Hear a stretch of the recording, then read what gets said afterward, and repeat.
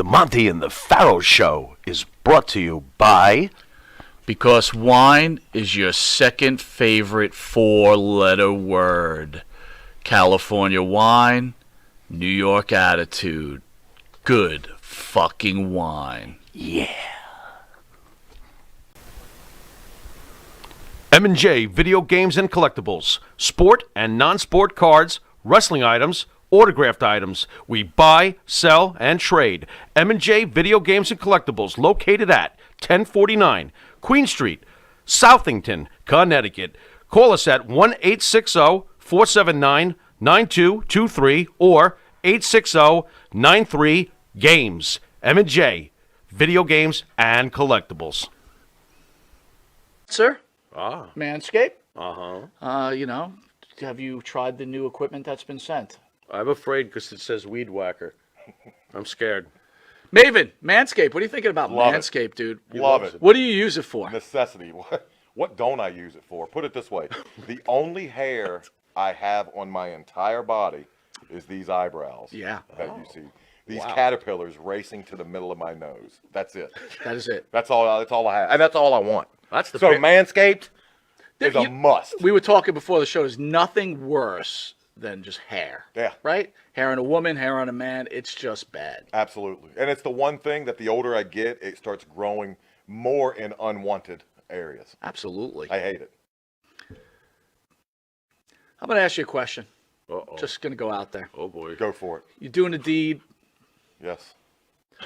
Again, I don't want you to have to admit this because we, as men, we try not to admit this. But if you're going to Oh, go I do know the deed where- on a I woman, know where would you he's rather going. have her be hairless or a little hair, racing stripe, or Racing stripe. full retro bush? Racing stripe. Retro Bush is out. Yes, thank you. Retro Bush is out. Yeah. I don't mind a small, well manicured landing strip. Every now and then, if it's completely, and I'm talking like baby's ass bald, then I start. Where is that pedophilia line? I don't want to Wow. wander into that. That's thought very of it like interesting. that. I never thought about that. You're a Wow. smart dude. Holy shit. So if the landing strip is clean enough for the plane to go in smoothly, you're cool with that? If the landing strip has, like I said, well manicured, Yeah, you can see both sides. It's not Like blinking lights on both sides of that I landing? just don't. I don't want. I don't want the shrubbery going off into unwanted areas on that as well. Gotcha. Oh, Yeah, look but- what you found. Ooh. I got to be all honest though. Hey, the older I get though, I don't think I can be as I found it! I found have it! you ever gone down there and she slowly brings down the underwear? Then What is retro? Just, Absolutely. You're like, whoa! Wow, Yeah, I'm like 46, it of pops course. out? Do you like walk out or what do you do? No, I muster through. I muster up the courage to get He's through. a trooper. He's a trooper. Gotta give him an A. Oh, not all heroes wear capes. Yeah, There you go. I hear you. There you Listen, go. I couldn't Super say. Bush. I couldn't say.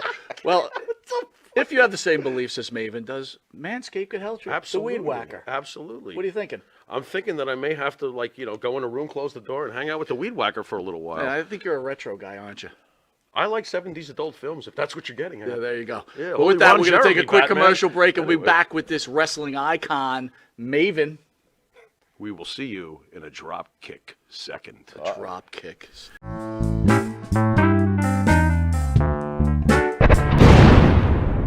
Hey everybody, this is ESO and welcome to the After Show, seen here only on the Monty and the Pharaoh channel. And while we're on that subject, I got to send a special thanks out to Mike, Monty, and Jimmy Pharaoh for hosting me on their channel. If it weren't for them, I wouldn't be here now, and thank you guys. You can see the Monty and the Pharaoh show every Thursday at 9 o'clock p.m. on YouTube, Twitch, Facebook. They're also streaming on Spotify, Anchor, Apple Music, and all those streaming services you can find them on. They are awesome. You guys have to check them out. If you don't see them, they're the lead into my shows, so hopefully you caught them before you came over here. Well, I'm only going to touch on a couple things today. I'm having a little bit of computer issues, so right now I'm recording off of my iPad and my iPhone, so I'm a little bit challenged here, but I'm going to do my best. Things I want to cover today, I want to cover that go-home show of Raw. Not overly impressed. It didn't really sell me. I want to go over the Elimination Chamber itself and the matches. And then I'm going to try and talk a little bit about the mecca of the Poughkeepsie Civic Center that I want to bring up. I only want to talk about the 70s era at this point. Just a few things to touch on, and some of the things why I set it to mecca. And the person who sent me the message saying, how could you call that little arena mecca? I'm going to prove to you why that place was a mecca of pro wrestling. So let's get on with with Raw. So Raw started off with that Becky promo. Was not impressed. I'm not sure where it's coming from. It didn't make any real sense. And then Bianca coming out there and saying, "Oh, I'm a fighting champion, so I'm going to just jump in the ring with both of you." What's going on with this women's division? The women's division seems like it's just being booked as an afterthought at the end right now. You have these amazing, talented women, and we're not giving them the chance to do the stuff that they should be doing.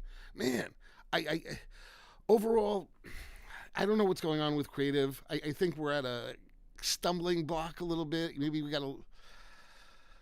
Maybe it's McMahon's influence back in the building. I don't know, but something with this women's division right now isn't sitting well with me, and I really think we're wasting some great talents. So next thing we get into is that Judgment Day Street Profits match. Again, not really sure why it was booked, or other than to bring Edge out at the end. And I'm sorry, I'm done with Edge and Beth already. You saw that little bit of a pop they got? It's going to become less and less every time. Edge, retire, go away, stop coming back every 3 months. You're going to disappear after this pay-per-view and then show up back just before WrestleMania? I don't know. I'm tired of you just disappearing and coming back for the cheap pop. Beth, you were an amazing talent back in the day. Your days are numbered also. Please, you guys are you're legends. Use your legendary status to be ambassadors to the business, not waste my time on TV. Let these younger people get over. There's talent that's not getting utilized because you guys are there. So, sorry. Next, contract signings. Contract signings are stupid. They're the exact same thing with every time with somebody going through a table, getting smashed over the head. There's always a fight. There's always something, and then somebody signs a contract and slams it down and walks away. That's happened since the 80s that I can remember. Come on.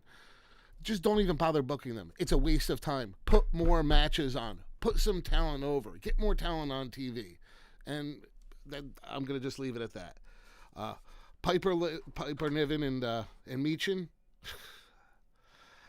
All right, where to start on this? Piper Niven, you do not come off as a badass. Rhea Ripley, you are a badass. You are legitimately a badass, and you come across as one. I would be scared to fight you. Piper, you have a sweetheart of a face. You shouldn't be doing a badass role. I don't know what role you belong in, but this one is not it. And let's face it, you were facing Meechin. Meechin, she is a badass. I don't think you should have beat her. I think the wrong person went over in that match. 100% that should have been Meechin's match to win. Let's push that woman. She is awesome. So, okay, now this part, I know I'm gonna ruffle some feathers with this next one, and that's the Sami Zayn angle. What the hell was that? Sami Zayn is a whimpering, whiny bitch now? What? You needed him to come across as a badass. He's going to face the best champion in the past 30 years, the tribal chief, Roman Reigns. And he comes out whining, do you really think I can beat him? Oh, thank you, Cody. Oh, my gosh. You just took all wind out of him. You just made him look like an absolute wimp. Why would anybody want him now being eventing WrestleMania? That was horrible. You just took all the wind out of his sails. You made him look horrible. There is no way that guy could legitimately beat Roman Reigns this weekend.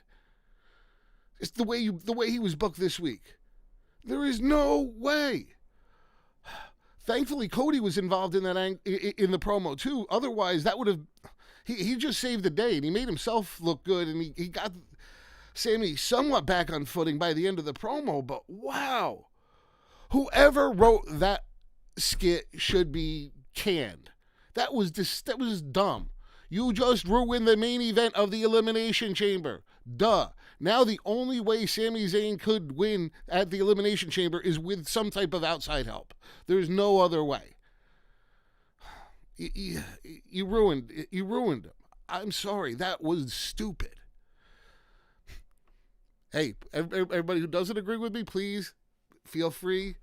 Leave it in the comments. I'll respond. Don't worry. But that's my thought. Sammy came across as a wimp.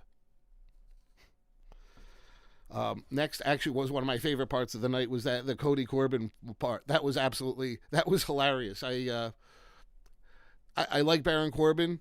I'm not sure where they're going with this, but that was actually pretty amusing. I have to say. What was next? The women's 6-man match. I'm just not even going to touch on. I touched on it enough of it earlier. Asuka, love you, Asuka. You deserve to win. But overall, that match was. I'm not even going to talk about it. So, Otis, I love Otis.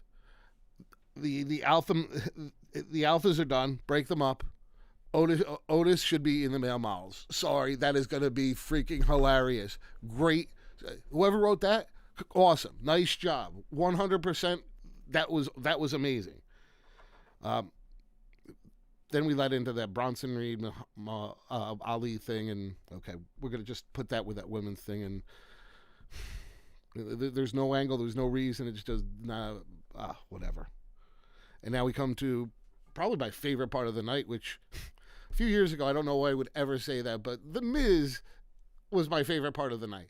That dude is hilarious. He is the MVP of WWE right now. There is nobody who touches what The Miz can do. He on the mic, he's amazing. He's putting over people. He's made so many stars in the WWE by putting them over and putting them through Miz TV. I can't stress how important that guy is to this company. He is the true MVP. Way to go, Miz. I love booing you. I'll just leave it. He's the ultimate heel. I can't. He's great at what he does. Boogs, you looked great. Came across as a little too much of a meathead, but overall, Boogs, you look amazing, and I can't wait to see what they're going to do with you. Now that culminated with that ladies match between Bayley, Bianca, and Becky. Good match. Bianca won, so Becky and Bayley are gonna probably have a different match at the Elimination Chamber, so we get to see them fight again. Wow, exciting. Yeah. Exciting. You can hear the sarcasm. Who's booking this women's division right now? Not looking forward to that chamber match. I'm going to go over the chamber in a little bit, but I'm going to take a break before that. So, stay here. I'll be right back, guys.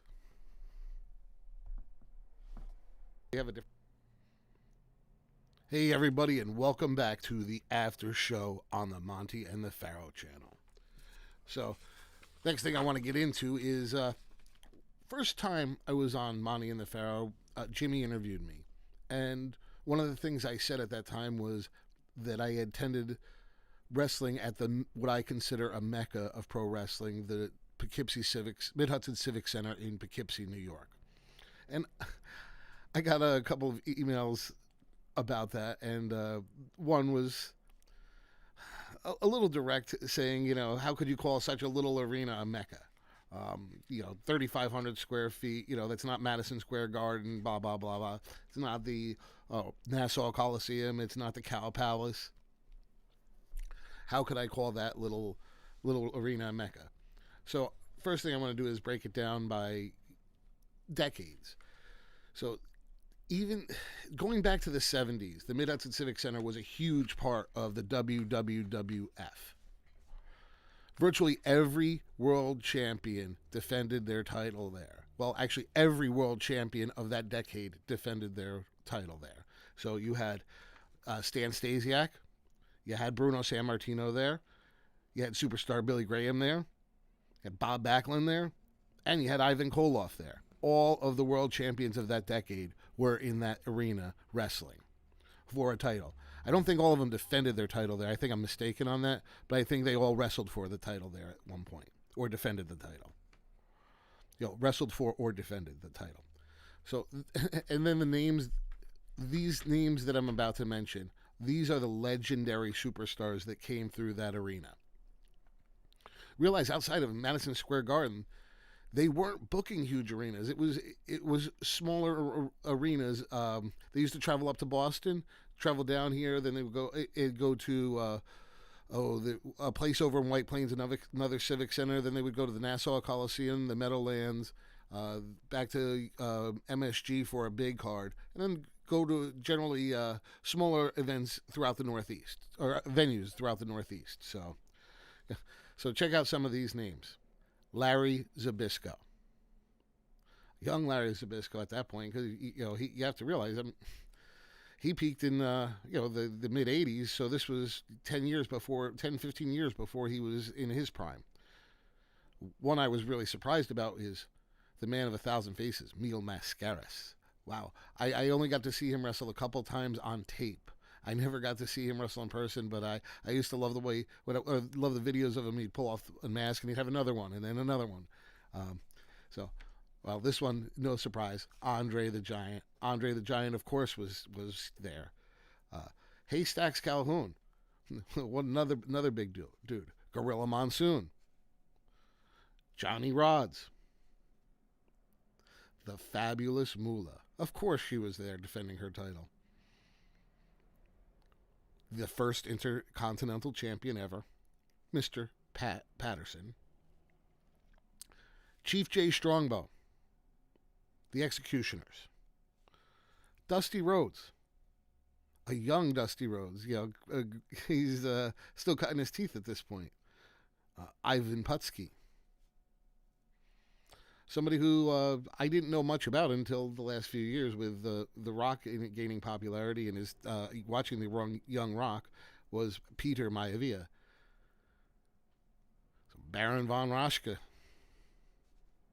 Abdullah the Butcher. I'm surprised. I never knew Abdullah was in Poughkeepsie, but hey, this is back in the 70s. This is before I was part of wrestling and watching it. Mad Dog Vachon. He was Butcher Vachon, so Mad Dog, Butcher Vachon there. Mr. Fuji. Tor Tanaku. I mean, the list goes on and on. I mean, these are just some of the wrestlers from the 70s. Realize every title was defended there. There wasn't a title change hands there until, I believe it was 1985. But every title was defended there, and it was a mecca. Think about it. Think about those names that wrestled there. This is a little tiny arena, and that's just at the start of the tip of the iceberg. The Northeast was a mecca of pro wrestling, and that little arena was part of it. That I call that arena a mecca, and I'll get more into it in the future videos, because there's some amazing stuff that happens there in the 80s and the 90s, and let's face it, even up until now, they're doing some pay-per-views for some smaller wrestling venues, but they are still part of pro wrestling today. I'm going to get into that a little bit more next time, but when we start discussing the golden age of wrestling, the 1980s. So this is ESO. I'll be back in just a minute. Hey, everybody. Welcome back to ESO and the After Show. So this weekend, we've got the Elimination Chamber. And, as you could tell earlier, I really wasn't overly sold on the Elimination Chamber. It just seems like it's going to be a little bit on the dry side. Monday really didn't sell it. Maybe Friday, SmackDown will pull something out and it'll sell it for me. But if I didn't already own Peacock, I wouldn't be putting my money out for this thing. So let's go over some of it. So Bobby Lashley, Bobby Heenan, yeah. Bobby Lashley and Brock Lesnar in the rubber match. We know this is going to be brutal. I really wish it was more of a WrestleMania match if it's with what I'm expecting out of these guys, because they're gonna tear it up. That's gonna be the match of the night, but I think it's a waste being on this premium thing. I'm gonna just call it a pay-per-view. I can't remember what they call it, but it's always been a pay-per-view. I'm gonna call it a pay-per-view. But I think that match is going to be awesome. But I think it's kind of a waste. It's not for a championship. It's not for anything. You're going to have these two amazing athletes go at each other just for the hell of it. Yeah, then we get into the one I'm looking forward to the least. Edge and Beth, Finn and Rhea. Well, here's what I think is going to happen there.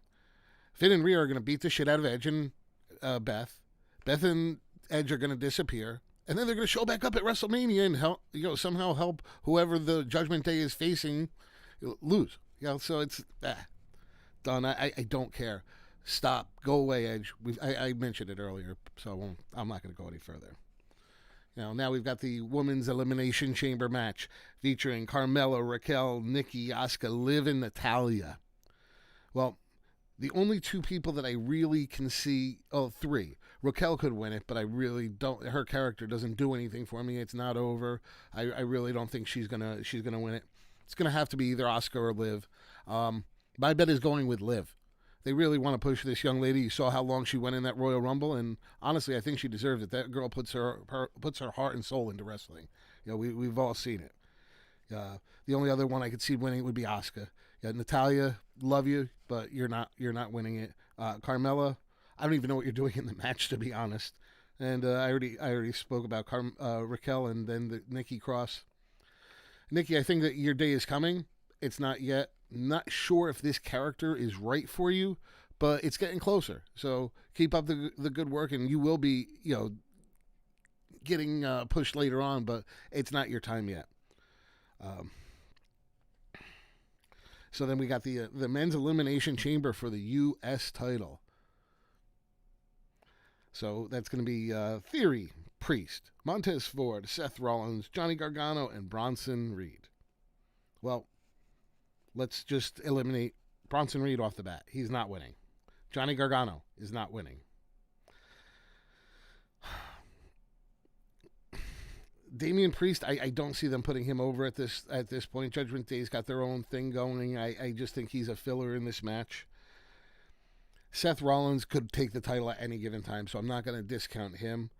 Montez Ford, I think, is ready for that big push. I would kind of like to see him win, but I have to say, my money's on Theory. I think he's walking back out of there with that championship because he's starting to come across as that next level. I think he's almost ready to get up to that main event level. He's definitely doing better and better every week. So keep it up, man.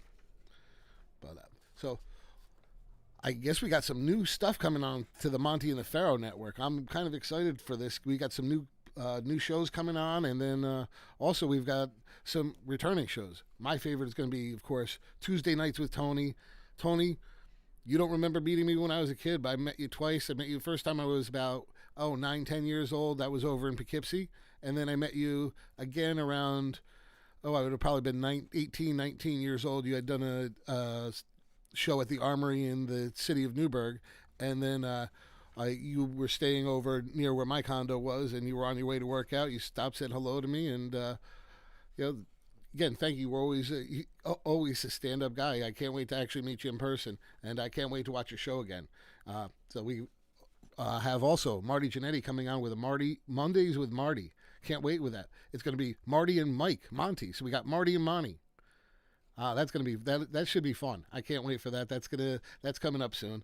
And then we've got the Minotaur. Minotaur is going to have his own show. I'm not really sure what he's going to bring to the table, but I'm again looking forward to it. Anything to help this network grow. Then so the other one that we have coming on, the man who mastered the kumite, Frank Dux. We've got the man Frank Dux, the man who was on every karate magazine in the 80s. The man who inspired Bloodsport. Frank Dux is coming to the Monty and the Pharaoh Network, the Monty and the Pharaoh channel. Can't wait to watch you guys. This is welcome to the family, and we got to keep supporting each other. So, hey, I can't wait to work with you. So that's about all I have today. Sorry if the recording isn't quite what it normally is. I'm doing this between my iPhone and my iPad. I'll be back up full production in the next couple of weeks. But until then, I'll see you next Thursday. Later.